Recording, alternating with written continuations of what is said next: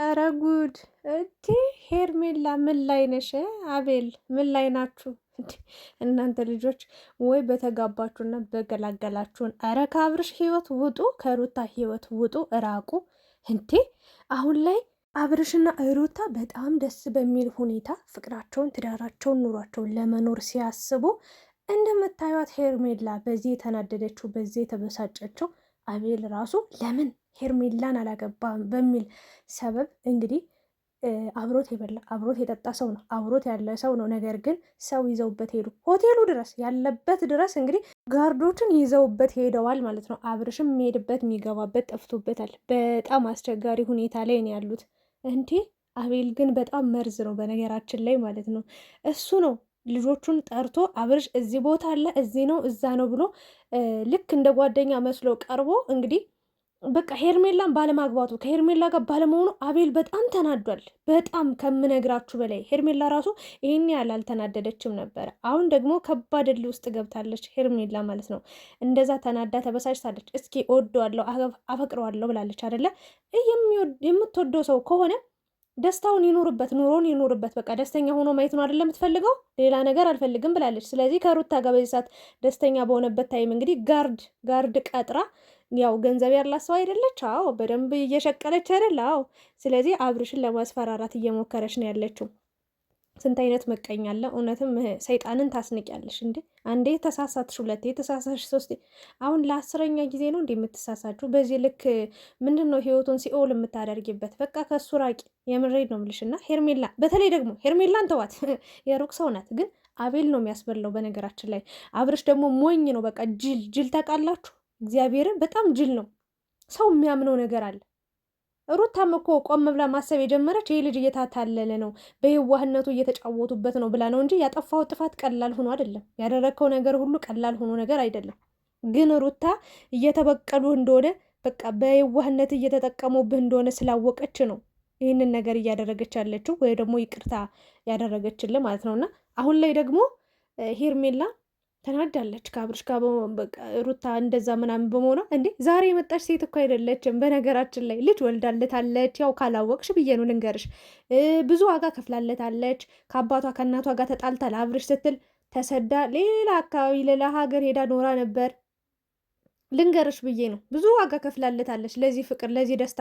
ደም እንባ አልቅሳ ተሰድባ ተንቃ ተዋርዳ ተንቋሻ ነው ይህን ትዳር ይህን ፍቅር እዚህ ደረጃ ላይ ያደረሰችው። ምንም አልጋ ባልጋ ሆኖላት አይደለም። አንቺ ደግሞ በቃ የተስተካከለ የበሰለ የተዘጋጀ ዝግጁ የሆነ ሁሉ ነገር የሰለጠነ ሁሉ ነገር ያማረ ሆኖ ስታዩ ልትበይው አምሮች ነው አምሮ ይተውሻል። እና አብርሽና ሩታ መቼም አይለያዩም። አሁን ደግሞ አብረው ሆነዋል። በጣም ስለገረመኝ እኮ ነው። ሩታ አንድ ነበረች አለች፣ የሆነች ልጅ ነበረች እና ልትጎርስ ስትል ጉሮሯ ላይ ምንጥቅ አድርጌ ይዤው ውጥት አልኩኝ። አሁን በቃ አሰቃየችኝ፣ ተሰቃየች፣ ተቃጠለች፣ ነደደች፣ ጨሰች። እኔ በቃ ኑሮ ልኑርበት ተውኝ እያለች ነው የምትገኝ። እንዴ ሄርሜላ ተቃጠልሽ እኮ ነደድሽ። ድሮም ያንቺ ባልሆነ ነገር አይደለ እንደ ጊዜሽን ስታቃጥ የነበረው። በነገራችን ላይ አንዳንድ ሰዎች ማለት ነው በትዳር መሀል የምትገቡ ሰዎች እግዚአብሔር አንድ ያደረገውን ሰው ሊለየው አይችልም። እግዚአብሔር ያጣመረውን ማንም ሰው ሊለይ አይችልም። ይህንን ነገር ያየውበት የተረዳውበት ነገር የፈለገ ነገር ይሁን፣ የፈለገ ጥፋት ይጥፋ፣ የፈለገ በደል ይበዳደሉ፣ አብሮ ዞሮ በይቅርታ መታረቃቸው አይቀርም። እና ይህንን ነው ልል የምችለው። አብርሽ ደግሞ ከዚህ በኋላ ይብቃ በቃ። ምንድነው ሆቴል ላይ መቀመጥ ምናምን ክፍል አልጠፋም፣ ቤት አልጠፋም። ወይ የሩታ ቤተሰቦች ጋር ለትንሽ ጊዜ ይሆን? ለምን ከነሱ ጋር አብረ መግባባት። በእሷ ምክንያት እሷ ላይ በበደልካት በደል እሷን ባስቀየምካት ልክ እነሱም የያዙብህ ነገር አለ። ተናደውብሃል፣ ተበሳጭተውብሃል። ግን ጣልቃ መግባት አልፈለጉም።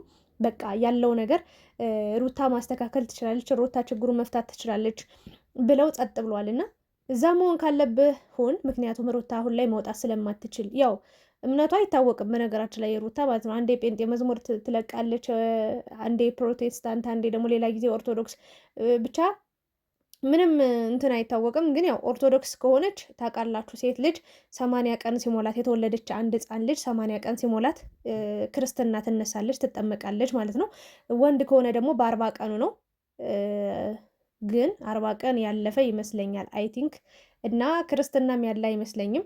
እና የእምነት የግል ነው በነገራችን ላይ እኛ እምነታቸውን አይተን ምናምን ሳይሆን የገባንበት። በእርግጥ አስመስለዋል በእምነት በሃይማኖት የሆነ ጊዜ ማህተብ ታወልቅ ነበር፣ የሆነ ጊዜ ማህተብ ታስር ነበረ፣ የእውነት ለመናገር ማለት ነው። ከዛ ደግሞ ሙሉ በሙሉ በቃ ማህተብሽ ሲሏት ሰዎች ራሷ ነች ግን መጀመሪያ አድርጋ ነበር፣ ከዛ ወለቀች፣ ከዛ ምናምን እንደዛ ግራ ስለተጋባች ነው። ግን እርግጠኛው ልናገር የምችለው ነገር ኦርቶዶክስና ቢሆን ኖሮ እስካሁን ልጁ ክርስትና ይነሳ ነበር፣ የክርስትና ፕሮግራም ይኖር ነበረ። ስለዚህ ፕሮቴስታንት ነች ማለት ነው። ለማንኛውም እምነት አያጣላም፣ ወይም ደግሞ እምነት የግል ነው። እምነቷን መንካት ፈልጌ አይደለም። እና እስከ ክርስትናው ነው ልትቆይ የምትችለው እዛ ቤት ብዬ አስቤ ነበረ ሩታ ማለት ነው። ግን ያው ክርስትናው ጊዜም አልፏልኝ እና አብራችሁም አንድ ቤት መኖር ትችላላችሁ ለማለት ነው።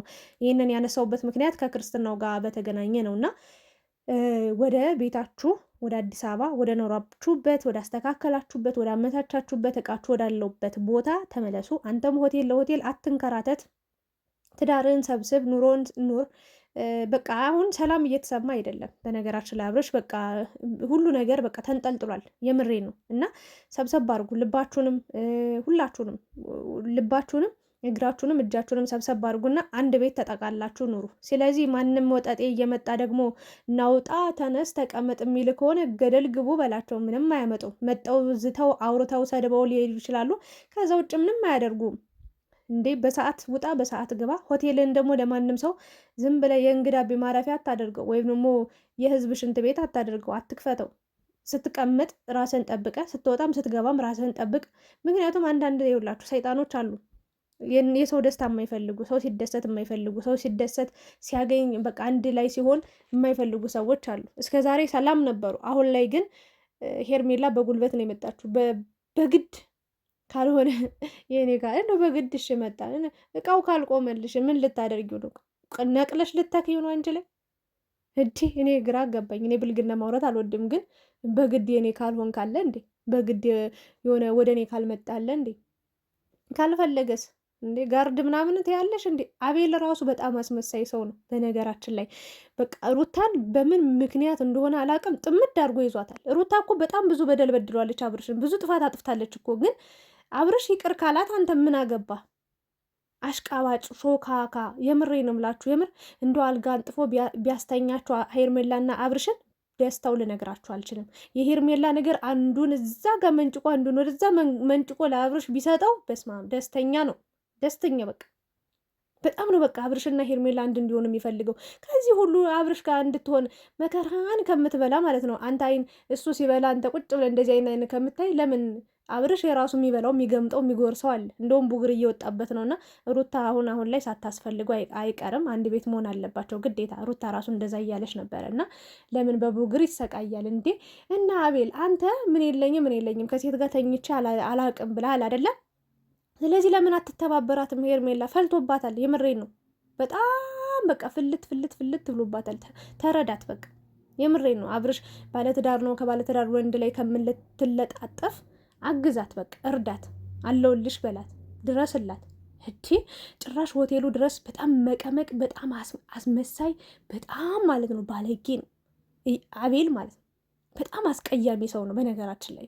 የራሱ ሀሳብ የራሱ አቋም ሊኖረው ይችላል። ግን ብልግናን እኔ እንጃ አላውቅም። ሩታን በዚህ ልክ ለምን መበቀል እንደፈለክ በዚህ ልክ አብርሽን ራሱ ወደማይሆን ህይወት ውስጥ ጓደኛዬ ነው ትላለ። ግን ይሄ ነገር ትክክል እንዳልሆነ ይሄ ነገር እስከምንም ድረስ እንደማያደርሰው የሆነ ቀን ላይ ዋጋ እንደሚያስከፍለው ብታውቅ ኑሮ በቃ አብርሽ እንኳን ወደ ትዳር ተመለስክ። እኛ እንደውም በሰዓቱ ትክክል ነው ብለን ያደረግነውን ነገር አድርገን ነበር። እኛም በቃ ጥሩ አልሰራንም ነበር። እንኳን ተመለስክ፣ እንኳን ደግሞ ኑሮውን ህይወትን ለመኖር አሰብክ። ጥሩ ነው። ትዳር ይሻልሃል። ስብስብ ማለት ከልጅ እናት ጋር ከልጅ ጋር ጥሩ ጊዜ ያሳልፍ። እንዲህ ሰላምህን ከሚነሳ እዛም እዚህም ከሚል ሰው ጋር አትሁን ብሎ መምከር ሲችል አሁንም በቃ ተናዷል። እንዴት በቃ አብርሽ ወደ እሷ ሄደ? ሩታ ልትበቀለው። ኧረ እባካችሁ ሩታ ስለምትወደው መሰለኝ ሁሉ ጊዜ እኮ ልታወራው ስትፈልግ ንቋት ሄርሜላን እየላከ በቃ አልፈልግሽም ብሎ ብዙ ነገር ብሏት ወረቀት እየያዘች ስንት ጊዜ ስንት ቦታ ስትከታተለው የነበረ እኮ ስለምትወደው ነው፣ ስለምታፈቅረው ነው። ባትወደው ባታፈቅረው ኖሮማ ይሄ ሁሉ በደል በድሏት ይሄ ሁሉ ከሴት ጋር እየተለጣጠፈ ራቁቱን እዛ እዚህ እየዘለለ ዝም አትለውም ነበረ። ወይም ደግሞ ይቅር አትለውም ነበር። ስለዚህ እናንተ አይመለከታችሁም። በቃ ነው በቃ ምርጫው አይደለሽም። አዎ ራሽን አስከብሪ፣ ወደ ምትፈልጊበት ሂጂ፣ የሚፈልግሽ ሰው ጋር ሂጂ። የማይፈልግሽ ሰው ላይ እንዲተለጥፈሽ እንዲተላጥመሽ የኔ ካልሆነ በግድ እንዴ ወይ ይተባበርሽ እንዴ ነቅሎ ይስጥሽና በቃ ስትረኪ በቃ ስሜትሽ ሲበርድልሽ ወይ ደግሞ አይባልም ለካ እንደዛ እና ግን ከዚህ ሁሉ ከሚነቀልበት ከሚበጠስበት ያብርሽ ማለት ነው እዩ ይቅርታ አቤል ይተባበራት። በቃ እንደዚህ እያላችሁ ተናገሩ እንዴ ምድር አስመሳይስ ሆ ጭራሽ ሆቴሉ ድረስ ሰው ትልኪያለሽ ትልካላችሁ። አራት አሽቃብጡ ተዉት። ማንም ምንም አያደርግም እንዳትፈራ። ሆ ወንድ ልጅ ነው ቆፍጠን እንበል። ስፖርት ትሰራ ይል ጡንቻ ለመቼ ሊያገለግል ነው? ትልልቅ ጋርዶች ነው የመጡ እነሱን ደግሞ አፋፋቸውን ብለ ማባረር ነው እንዴ? ሆቴሉ ሲጀመር ጥበቃ አያደርግም እንዴ? አንድ ሰው ከተከራየበት ወይ ደግሞ አልጋ ከያዘበት ክፍል ነፃነቱ ተጠብቆ ጩኸት ድምፅ ራሱ መረበሽ የለበትም። እንኳን በዚህ ልክ ጋርዶች መጠው ሊያስፈራሩት ይቅሩና ምንም አያመጡም። በሰዓት ውጣ፣ በሰዓት ግባ፣ ከሰው ጋር እኩል ሆን። ግን እንደኔ ከዚህ በኋላ ሩታን እናቷ ቤት የሚያስቀምጣት ነገር አለ ብዬ አላስብም። ምክንያቱም እስክትታረስ ታርሳለች እስከ ጥግ ድረስ ፊቷ እስኪመለስ በጣም እስክትወፍር በጣም እስኪያምርባት በቃ የሚያምር አወፋፈር ደግሞ እግዚአብሔርን የሚያምር በቃ ቦርጭ የላት ምን የላት ምንም የወለደችም አትመስል እና ልጁ ደግሞ አብርሽን ቁጭ የሚገርም ነው እና እግዚአብሔር ያሳድግላችሁ። ለማንኛውም እና እስከ ክርስትናው ነው ቤተሰቦች ጋር ተቀመጭ ብዬ የነበረው። ክርስትናው ደግሞ እንዳለፈ ነው እንግዲህ የተረዳሁትኝ። እንደኔ ያው የምታውቁ ሰዎች ካላችሁ እዚህ ጋር ሀሳብ መስጠት ትችላላችሁ። ስለዚህ ሩታ ከቤተሰቦቿ ጋር የሚያስቀምጣት ነገር የለም። እነሱም እንግዲህ ከዚህ በላይ እሷን መሸከም ግዴታ የለባቸውም። ያው ሸክም ሆናባቸዋለች ሳይሆን በቃ ማድረግ ያለባቸው ነገር ማድረግ ባለባቸው ሰዓትና ጊዜ አድርገዋል። ረድተዋታል፣ አለንልሽ ብለዋታል። ከዚህ በላይ እንግዲህ አብሮ መቆየት አስፈላጊ ነው ብዬ አላስብም። ጥሩ ላይ ናት። ወጣ ወጣ እያለች ነው። ልጇም እያደገ ነው። ካሜራ ላይ ወጣ ላይ ታችሁታል። ስለዚህ ወደ ቤታችሁ ተመለሱ ነው የምለው። ማንም ሰው እንዲያርጉ ስትሮጡ እንደዛ አድርጉ ወደዚህ ምናምን መከራችሁን ስትበሉ መኖር የለባችሁ። በቃ በስርዓት ኑሯችሁን ህይወታችሁን ኑሩ፣ አንድ ላይ ሆኑ ነው የምለው። እና የነበረን ቆይታ ይህንን ይመስላል። ማን ያስፈራራው ይመስላችኋል? ማን ጋርድ የላከበት ይመስላችኋል? እስኪ ሀሳብ አስተያየት አስቀምጡ ኮሜንት ስር። አብርሽን ማን ሊያስፈራራው ይችላል? አብርሽን ማን ሊበቀለው ያስባል? እስኪ አስቀምጡ። አመሰግናለሁ ስለነበረን ቆይታ። ላይክ፣ ሼር፣ ሰብስክራይብ ማድረጋችሁን እንዳትረሱ።